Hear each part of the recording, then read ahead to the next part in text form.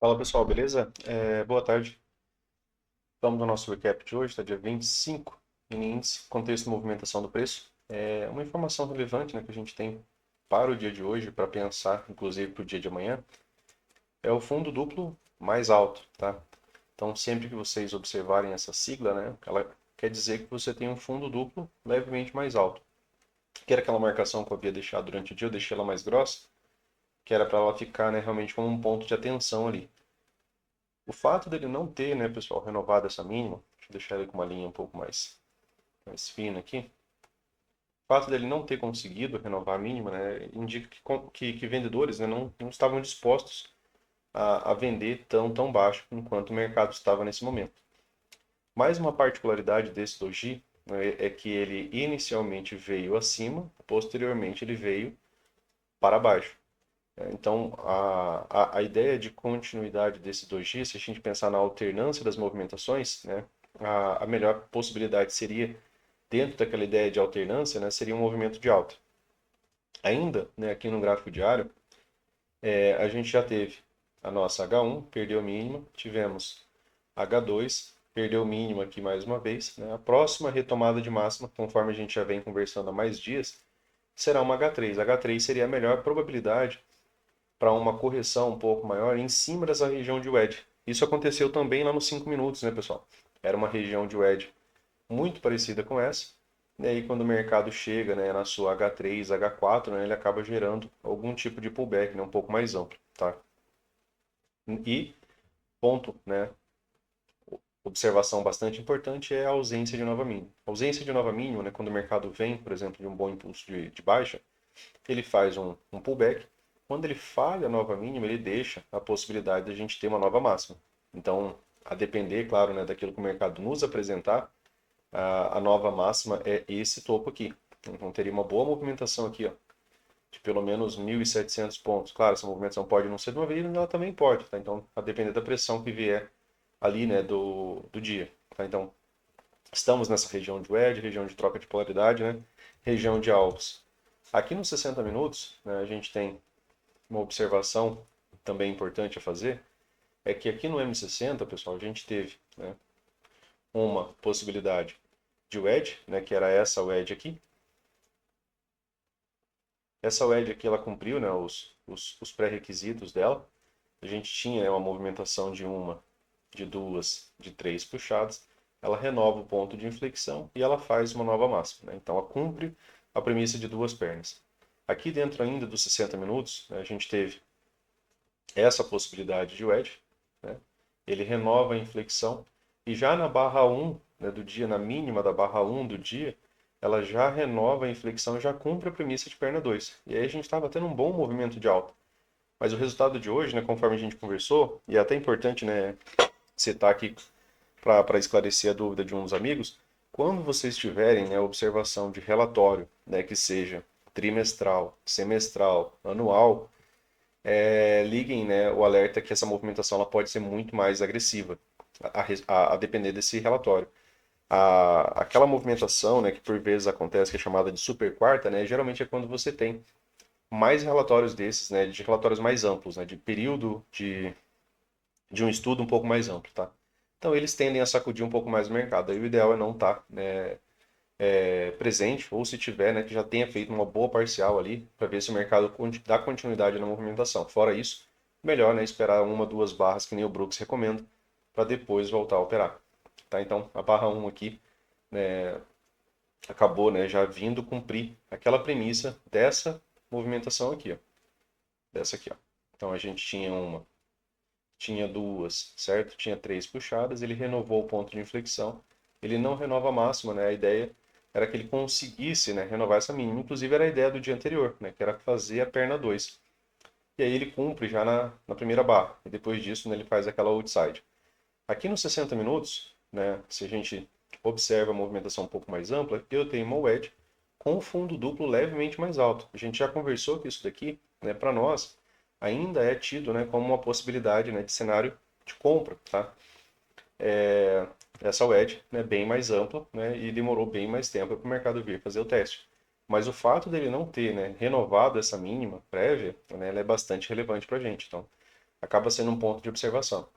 A gente está vendo que o mercado está num estreitamento, né? Você consegue observar que o mercado vem contraindo a volatilidade.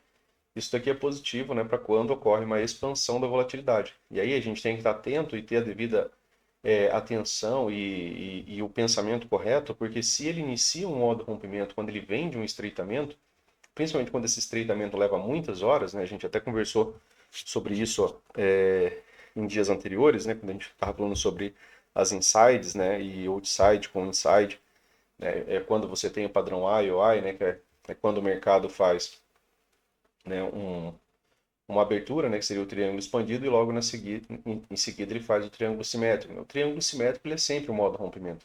Então, sempre que você observar, né, o mercado fazendo esse tipo de movimentação, que você observe ele como um estreitamento, ou seja, as barras estão perdendo, né, volatilidade tanto para cima quanto para baixo, acaba ligando o alerta em você que se, por exemplo, tiver um bom rompimento aqui, uma boa barra rompendo essa movimentação, tiver aquelas características de rompimento e continuidade, aqui não precisa ser no 60, né? Ele pode ir lá no 15, pela quantidade de barras. Mas se tiver, né, seja para cima, seja para baixo, né, a ideia é que essa movimentação ela pode gerar alvos. E aí, geralmente, ela não tem muitos pullbacks, tá? Não tem muita correção. E aí tem que treinar, né, e tentar administrar para dar um jeito de entrar e participar um pouco mais rápido. Então aqui, né, a gente tem um fundo levemente mais alto e a gente tem uma boa possibilidade, né, por conta desse fundo levemente mais alto, desse cenário aqui também, né, que é uma wedge com fundo duplo, do mercado vir, né, testar a máxima da movimentação. A máxima da movimentação está aqui. Como a gente já vem conversando, né, pessoal, quando um dia fizer a máxima num dia anterior, a gente vai ter uma H3. Então aqui, né, seria a nossa H3 lá do diário. A H3 pode acelerar. Se ela chega com um ciclo bom aqui, o mercado pode, né, levar essa movimentação, né, a ter um pullback bem mais amplo, isso lá no gráfico diário, tá? Um ponto que a gente já vem conversando há alguns dias. Aqui no 15 minutos, é interessante a gente manter essa lateralidade marcada. Acho que essa região de troca de polaridade eu já posso tirar, né, porque ela já foi ponto de pausa no dia de hoje aqui também, né, região dos 50%, né, se a gente colocar o FIBO aqui, ó, o mercado acabou travando na região dos 50%. Ainda, né, pensando aqui nessa movimentação isolada, é importante manter essa lateralidade. Aqui, né, a gente tem esse gap aberto, né, como possibilidade de magneto. Então, esse gapzinho aqui, ó, né, acaba sendo o único, né, o único gap aberto nessa movimentação aqui no 15 minutos. Nos 5 minutos, ele sobe como micro canal, né, mas acaba não ficando gaps aqui durante essa movimentação. Lateralidade, pessoal.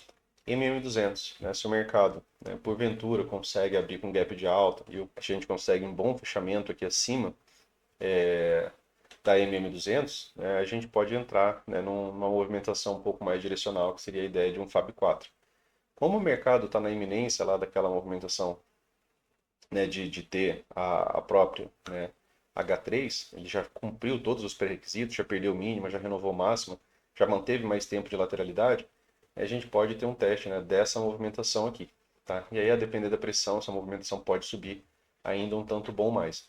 A premissa macro, né, dessa movimentação, conforme a gente falou aqui, que quando o mercado falha em renovar mínima, ele pode vir renovar máxima, acaba sendo, né, esse topo aqui. Então, essa região aqui é importante aqui a gente deixar ela, né, até um pouco mais diferenciada, né, ali para a gente ter uma noção de que isso daqui, por exemplo, né, é o que o mercado pode, né, ver, tá buscando, já que ele falhou em renovar mínimo, ele pode vir renovar máximo. E se, claro, a movimentação fizer sentido, né, tá? Então, para a gente entender, né, pessoal, modo rompimento, quando ele é realmente bom, tamanho das barras, né, o que que eles vão fazendo? Eles vão mantendo um tamanho próximo das barras.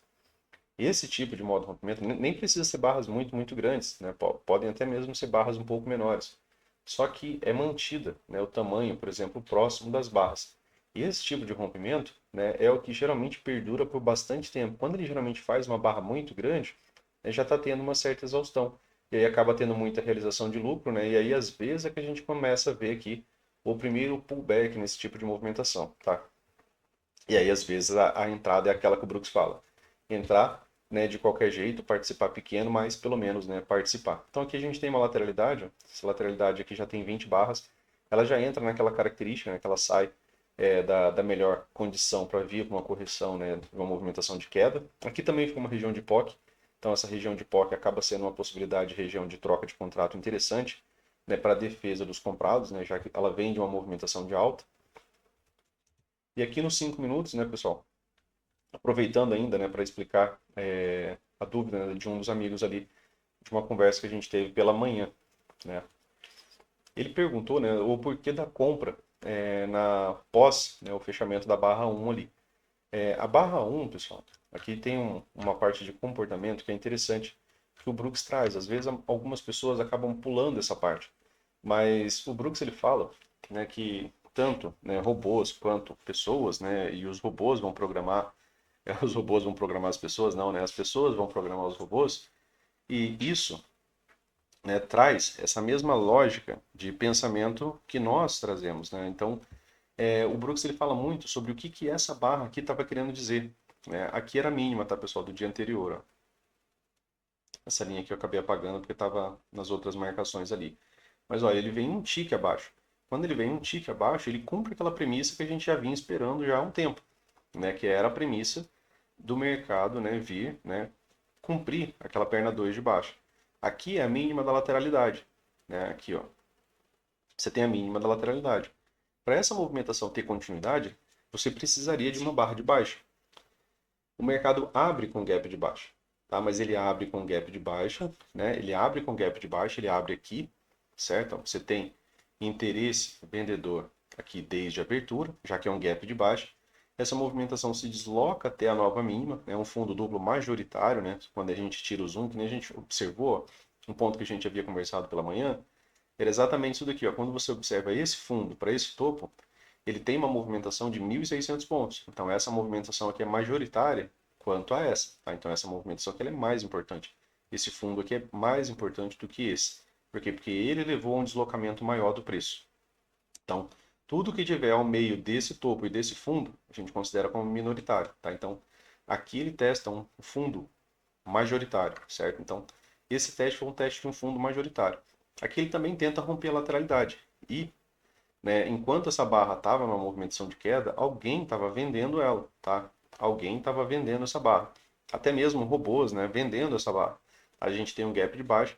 E se esse fechamento de baixa, né, tivesse sido, por exemplo, dessa maneira, né, como uma boa barra de baixa, e, e a gente tendo, né, um fechamento com a barra próxima de sua mínima, muito provavelmente a gente teria tido, né, uma continuidade dessa movimentação, tá? Por quê? Porque é um gap de baixa, a barra é de rompimento, você poderia trabalhar toda a projeção dessa barra aqui para baixo, mas não foi o que aconteceu. Ao invés disso, né, durante a formação dessa barra, alguém estava vendendo aqui e a barra fecha como uma outside. A outside ela é uma barra bem emblemática, né? O Brooks traz ela como, às vezes, ela levando o preço para uma lateralidade, às vezes levando o preço para uma aceleração e às vezes levando o preço, né, para início, por exemplo, de uma tendência. Hoje, né, conforme a gente havia conversado pela manhã, quando essa barra se fecha, inclusive se ela tivesse fechado aqui, ó, que era aquilo que a gente havia conversado, se o fechamento dessa barra tivesse sido acima desse topinho aqui, ó, que é dos marcadores de topo e fundo, ela teria fechado pelo menos acima, né, de mais fechamentos, né, 18 fechamentos, tá? Então, quanto mais fechamentos a barra em si sozinha reverte, melhor. Que foi o que acabou acontecendo lá no 15 minutos, né? Porque aqui no 15 minutos a barra acaba, né, fechando acima, né, de todos, de 30 e poucos fechamentos, né, que era o que a gente tinha observado, tá? Então, esse fechamento aqui, ele é acima de pelo menos 32 fechamentos, essa barra sozinha. E aí a gente fala, aquilo que eu falo para você, de que a barra vai trazer, né, ela tem uma melhor predisposição para trazer alguma continuidade, é algo que o Brooks traz. Quantas barras de continuidade a gente não sabe. Era uma predisposição muito melhor para uma movimentação de alta. O relatório trimestral que veio hoje veio bem abaixo, né, do esperado. E aí você teve uma outside invertendo a movimentação e ela levou uma boa continuidade, tá? Então aqui nos 5 minutos, né, a lógica dessa barra é que o bom fechamento dela, né, o fato de ela ter emboscado vendidos aqui que estavam ansiosos, vendendo já a primeira barra, pensando já na projeção de tudo isso daqui, e ela voltar e fechar dessa maneira, ela é uma emboscada. E a barra seguinte, né, o Brooks chama, quando você tem uma barra que embosca, a barra seguinte, quando ela é uma boa barra de tendência, né, inclusive, né, se vocês observarem, ó, é um detalhe pequeno, mas é um bom detalhe, essa barra praticamente não tem pavio. né? Ou seja, os vendidos, né, depois dessa barra que eles não estavam atuando. Então, vendidos deixaram de atuar, vendidos deixaram de atuar, vendidos deixaram de atuar, vendidos atuaram muito pouco. Aqui, né, foi ter a primeira L1. Então, essa movimentação se tornou um microcanal. Aqui você teve um L1 e aqui foi o horário da notícia, né? Ele foi, pagou o alvo lá, mas depois, né, conforme o resultado da notícia, e era um resultado, como eu falei, né, um pouco mais agressivo, levou a uma movimentação bem complexa, né, contrária a isso daqui.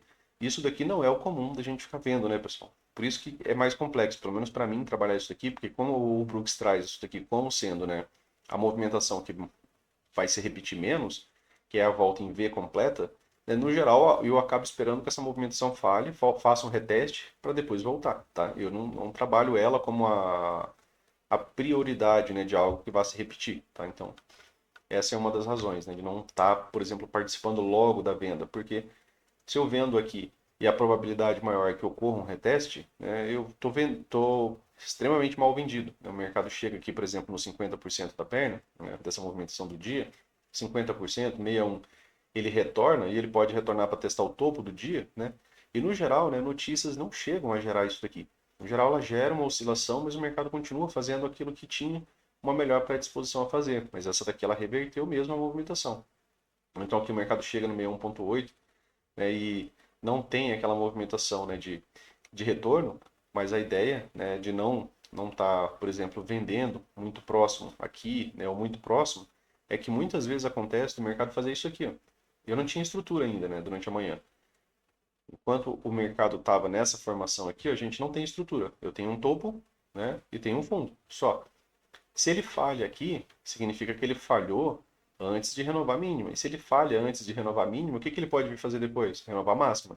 Então, se eu vendo aqui, eu posso ficar preso também vendendo exatamente próximo de um fundo duplo. Tá? Então é complicado. Eu preciso que ele realmente cumpra a ideia de volta em V, né, para poder estar participando da venda, para poder trabalhar a projeção disso daqui. A projeção disso daqui falhou, né, pessoal, na mínima do diário ali, né?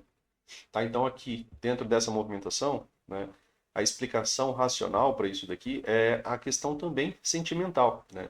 Porque quem foi estopado, né, por exemplo, quem entrou vendido aqui ou entrou vendendo durante essa barra, vendendo o fechamento do gap, acreditando, por exemplo, na movimentação de queda, quando a barra se fecha, né, você fica, né, armadilhado. E aí, em algum momento nessa barra aqui, você tem que estopar. E o Brooks fala que quando vendidos tem, por exemplo, um bom setup, que seria, por exemplo, o gap de baixa, quando eles começam a estopar, é, isso, né, impulsiona o mercado para uma movimentação de alta, já que o stop dos vendidos é uma compra. E aí ele fala que os vendidos, após serem estopados, eles não vão vender até que o mercado atinja, né, alvos interessantes aos comprados. Aqui a gente tinha uma região de POC, aqui a gente tinha, né, essa possibilidade aqui de LTB, e, né, também a projeção aqui, né, que tinha, né, a projeção de alvo, tinha a projeção desse daqui, né, e tinha a projeção do segundo alvo. Aqui do pivô menor, ó, se a gente pegar só essa mínima com esse primeiro pivôzinho, ele pagou até o terceiro alvo dele, tá?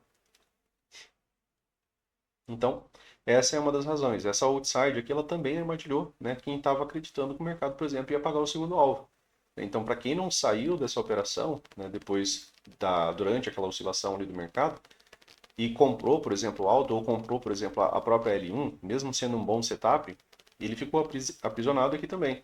E aí a próxima barra acaba sendo uma barra de desistência, né, que é a barra de saída do comprado. Acaba sendo uma venda e acaba sendo combustível, né, para ter continuidade. Aqui o ponto importante, né, é que não teve nenhuma retomada. Né, as barras reduziram de tamanho, vendidos aqui desaceleraram, depois eles aceleraram novamente. E aí aqui coube uma venda, né? Também. A ideia era que o mercado viesse pagar esse alvo aqui, pessoal, porque esse alvo ele é de alta probabilidade, só que tinha um ponto, né, que era um ponto importante aqui antes disso. Isso aqui é o fundo duplo do diário, né? Essa linha bem aqui, ó, era aquela linha que eu tinha deixado pontilhado. Então, é um fundo duplo macro, um fundo duplo majoritário. Então, tem que ter, ela é importante. Aqui também teve a wedge, né? E aqui que era o ponto, né, que eu falei para vocês, que muito se parece com aquela ideia da movimentação do diário, ó. Porque aqui eu tenho uma wedge, ó, o mercado chega nessa região de wedge, e aí, ó, dentro, né, dessa região de wedge eu tenho aqui, ó, uma H1, né, que até então aqui era micro canal de baixo, eu não tenho nenhuma correção.